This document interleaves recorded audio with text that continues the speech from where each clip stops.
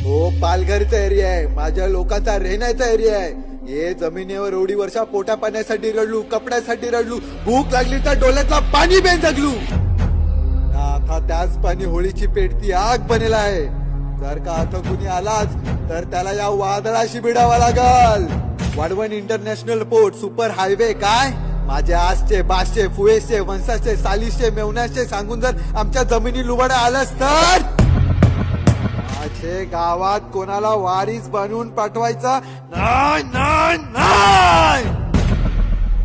हे सरकारला हात पाय जोडून विनंती करत आहो.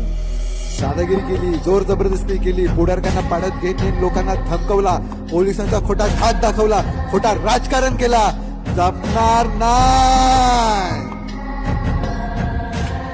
हो पालघरकर, आपल्या सवयी बदला.